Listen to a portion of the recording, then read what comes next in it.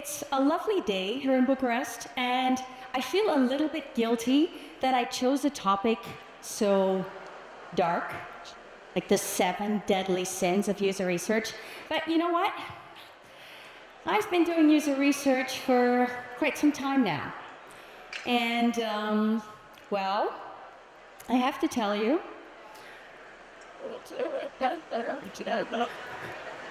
something, if my clicker works. It doesn't. Can somebody try and clickers? Here we go. I've been doing user research for some time now, and I've worked for different brands, and I have to tell you, there are a lot of sinners amongst you. I'm not targeting anyone in particular. I'm really not. But I do think it's important for us to address this, to not do your research wrong. But before I get dark, and trust me, it will get dark, I'm going to share some fun news with you. Happy news, which is that in recent years, user research has gotten a lot more recognition. People understand the value of user research. Also CEOs, also founders. Thank you. Now this is great. And a big change from when I first spoke about user research on growth and optimization stages. About a decade ago, people said stuff to me like this. User testing is useless testing. Shots fired. Now, I took this with the grace and poise that I am universally known for. I remained calm. I was suave. I was not. But I did have a conversation with the person who said this because it's somebody who I respect. It's Bart Schutz, online celebrity, behavioral psychologist. And I let him explain to me this user testing you speak of. How does this go? And by the end of our conversation, I had to actually agree with him because the way he was describing user testing, the way he was seeing it done, was indeed useless testing because it was user testing done wrong. Now, April's told you selling's hard. Everybody agreed. I also agree. You know what's also hard? Good user research. Good user research is hard because it takes skill. It takes knowledge. It takes practice. And while good user research is hard, bad user research is downright dangerous. I like to compare user research to mushrooms. Now, you have to be a real expert to go out and pick mushrooms and to be able to tell a mushroom you can safely eat from the mushroom you will eat exactly once because it will kill you. And it's the same for research. To the untrained eye, bad user research looks much the same as good user research. I mean, if you don't know what to look for, one survey looks exactly like the other, right? One person moderating or interviewing looks the same as the other. It's just some person talking and asking questions. There's a lot more to it than that. And while I do concede bad user research won't kill you like a bad mushroom can, it can lead you to gathering wrong insights. And if you're still a startup and you can't validate your user research insights with experimentation because you lack the volume to do A/B testing, gathering wrong insights through research can lead to you making some very bad decisions. So getting it right is very important. So let's dive into our sins. Sin number 1, not thinking business first, not tying your user research to a business KPI. It's something you always have to do. Whenever you do research, you should basically ask yourself 2 things. What is this research going to tell us that we don't already know? And 2, how will this help make us more money, make our customers happier? This is what we're doing here. This is how we grow. Research is only useful when it leads to actionable, ideally testable insights. Sin 2. We'll spend quite some time on this one because this is fundamental. choosing the right research method. Now, your research question actually dictates your research method. You can't just go out and think like, I want to do some user testing today. Yes, it's that kind of day. No. People who know something about UX usability will probably be very familiar with this grid I'll be showing you next, because it's based on Christian Rohr's overview of user research methods over at Nielsen Norman. I've simplified it for you. I love it because it plots user research on two axes. And on the one hand, you have the type of thing you want to do research into. Like, do you want to research user behavior on your website or your product? Or do you want to research people's thoughts, their feelings, what they say about you? And do you have a quantitative user research question? Are you interested how many people do a certain thing? Or do you want to know why something is happening? Do you want to dig deeper? Now, on our top right of the scale, we have quantitative insights, how many people do something. That's your analytics, your heat maps, your A/B testing. If you want to find out about a lot of people, how they think and feel, classic surveys are a good way to go. That's our quant side of the spectrum. On the other side, qual, if you want to dig deep into user behavior, if you want to understand why they're dropping off at step 2 of the funnel, moderated user testing is a great way to go. If you want to dig deeper into people's thoughts, feelings, interviews. Now, the world is not black and white. Not everything is quant or qual. There are a lot of methods that if you do them well and you combine them, we're actually in the gray zone, which is a great zone. If you collect customer feedback well, it can give you qualitative and quantitative insights. And one of my favorite methods, contextual surveys. Surveys that you can trigger within your product, on your website, after a certain action, and you ask a very specific question. Gold. Now, 3 mistakes I see being made very often when using the wrong method for a research question. And the first one is asking about a user interface in surveys. Don't do that, okay? Like, I recently, actually no, it was a while ago, booked tickets for an evening with Tony Hawk. I know, this dates me, with my godson. I'm assuming not everybody here speaks Dutch. I'll translate this for you. I got sent a survey after I booked these tickets, and a long time after I booked these tickets, actually, and they asked me all of these things. They asked me, what did you think about the booking process from A to Z in general? And then they wanted to get granular with me, and they asked me about the ease of use, the clarity, the speed. None of these things are things in which a user's opinion matters, especially not one who's actually bought the damn tickets. No, do not ask for these things in surveys. These are things you can measure. These are things you should observe behavior on. Don't do it. Also, don't use surveys for asking about frequency of use or behavior. Another one. I mean, really? Which functionalities of our calendar feature do you use most often? Have you heard of analytics? Have you heard of tracking? This is what you should be tracking. If you rely on self-reporting of users to make decisions about this, you are in for a sad, sad, sad future. People lie to you. They don't want to lie to you, but if you give people a list of boxes to tick, people will tick boxes all day long. Trust me.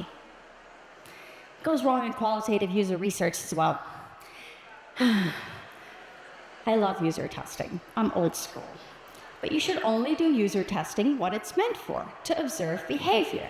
So if you've built this innovative new booking flow, yes, by all means, do user testing on the prototype before you go full haul development. That's smart.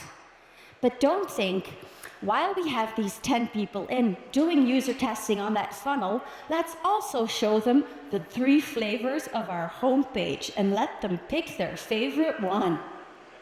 No.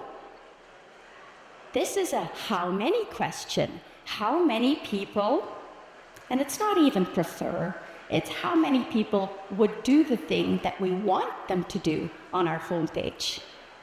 10 people, you're essentially running an ABC test with 10 people. Stats people, I hope you're getting sick in the stomach while I say this. This is not how that works. So, user research method is very important. Another sin, biasing your research. Now, there are many ways you can bias your research. I'll talk about 3. We'll start with sampling bias. You can bias your research by basically using a form of bias in the people you are researching with. Now, I saw this recently on LinkedIn. Just focus on the first line. 98% of people prefer remote work or hybrid work. Anybody in here still with an office? Go home, you're a loser. Because 98 people prefer hybrid or remote work. Whenever you see a number as big as that, you know what should be happening? Alarm bells, alarm bells. That is suspiciously high, right? I'm not saying it's necessarily wrong, any number as high as that, but it does warrant a very close look at the actual research data. And this is what my friend Kelly did. My friend Kelly Wortham, founder of the TLC community, she said, I've had a look at your data, which your study is based on, and you essentially surveyed 3,000 remote workers. So people who work remotely say they love working remotely? Interesting, fascinating, brand new information. Bullshit. Hey, Els, isn't this the definition of bias? Yes. Yes, Kelly, it is. Thank you. Sorry. Another type of bias is method bias, where you do research and you think, this insight, we will act upon it immediately. When you do user testing, and we did user testing recently for a client of ours, they have a product, they also have online workshops. During the user testing, it appeared the majority of people we tested with, 7 out of 10, had trouble finding the right online workshop. Whoa, problem, right? This is something we need to fix right now. Or is it? Because when we look at analytics, the online workshops actually only account for 1% of revenue. So, do you think we might have more important problems to fix? Because I think we do. If you see something in one type of research, make sure it's substantiated somewhere else. If you see something in qual, we discovered a problem. Go to quant to discover, is this really a problem we need to fix? Qual to quant is whether you need to fix a problem. If you see a problem in quant and you don't know how to fix it, go to qual. Because qual will tell you why something is a problem and give you better ideas for how to fix this. Now, another form of bias is response bias. Now, response bias in surveys I could talk about all day long. Don't make me. But I do want to talk about the most abused survey of all time, which is NPS. Now, a lot of people love to hate NPS. I don't love NPS, but I have nothing against it. It can be a good measure if you use it correctly. And if you use it correctly, you phrase it like this, and you position it like this. This is rarely how I see NPS executed. People get crazy with NPS. This is the Dutch airline, KLM. You see what they've done with their neutral NPS? They flipped the script. They were like, 0 to 10, we don't like those odds. Let's turn that around. Let's start with the 10, you know. Nice. I'm from Belgium. Our airline, Brussels Airlines, oh my God. Look at what they did. They essentially, I'll be nice and say guide, I should say push, you to the answer they want you to give. We'll use colors and also emojis. This is not a survey. This is emotional blackmail. This is worthless. Don't do this. There's also response bias in user testing. And this happens when you talk too much about your research with your participants beforehand. Don't tell your participants what the research is about. If you tell them, we're checking out and see what you think of the new booking flow, they will be like super primed to pay extra attention to this booking flow. Not what you want. Not regular behavior. Be extremely vague. Say as little as possible. And please, for the love of God, don't ask people about their opinions in user testing. User testing is about behavior. And also, don't ask them for solutions. They're here to help you find problems. Solutions? Your job. Next sin. As I said, I love user testing. And things go wrong because people tend to sort of like jump to conclusions when it comes to user testing. And it's tempting sometimes. Now, don't get me wrong. User testing is not about stats and percentages. It's usually done with small numbers, 10 people, 15 people. So for you to go say things like 60% of users had trouble finding XYZ, we're talking about 6 people, right? Do not use percentages. 6 out of 10 people. It also doesn't matter whether it was 6 out of 10 people or 7 out of 10 people. If we're doing qualitative research, we're looking for patterns. 1, my dear friends, is not a pattern. Also not when that one person does something that you secretly, or maybe not so secretly, very much agree with. This is very hard because we're all biased. We can fight our biases, but the main thing we can do is be aware of our biases. And if one person does something that aligns with your bias, it is very tempting to go, yeah, I'll put that in the report as well. No, that is one person. That is not an insight. That is an anecdote. At worst, it's an anomaly. Sin 5. And this might sound counterintuitive to my saying n is 1 is not great. A small pattern can be really helpful when you're optimizing, especially when you're looking at small patterns in surveys. Like a survey I really love to run is a sort of exit survey or delay survey. We work with Yoast SEO. Anybody in the WordPress atmosphere knows who they are. WordPress SEO plugin, and they have a freemium model. So they've got a free version and a premium version. And if people come from the free version expressing interest in the premium, they get sent to this page to upsell them to premium. Now, not everybody buys premium. So we want to find out, why is this happening? So we ask them, what's holding you back from upgrading to your SEO premium right now? What do you think is the most given answer? Price, of course. Everybody will say price. Don't worry about price. Yes, I just said that. Ignore that a little bit for now. Dig a little bit deeper into the other stuff that they say.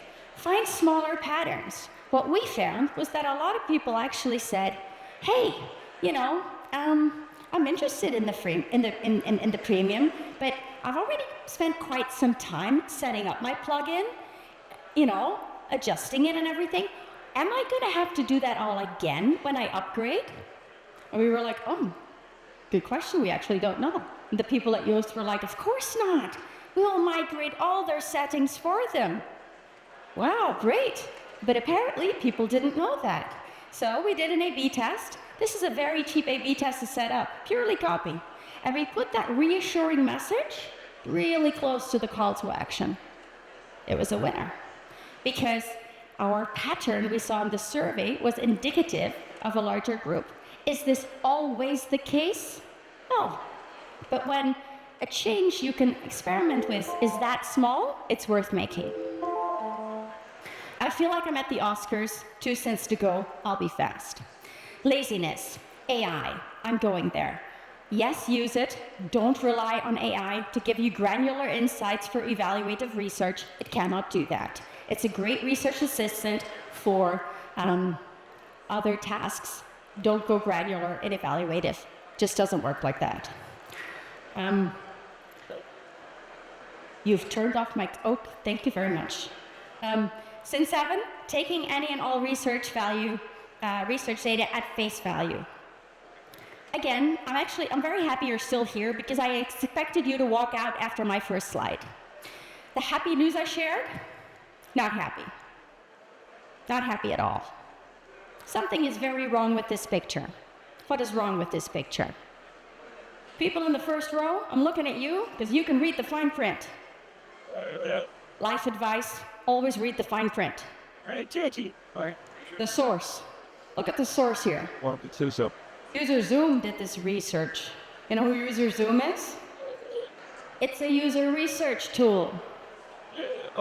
Who did they survey, you think? Their own audience. Of course, they're gonna say user research is on the rise. And of course, CEOs who buy User Zoom are more invested in user research. Only believe user research if you have access to the full data or if you really, really trust the source. And you know what? Yeah, you gotta really, really, really trust the source. So I hope I've given you some food for thought and some basically ways to stop being sinners and becoming user research saints. Thank you very much. Merci.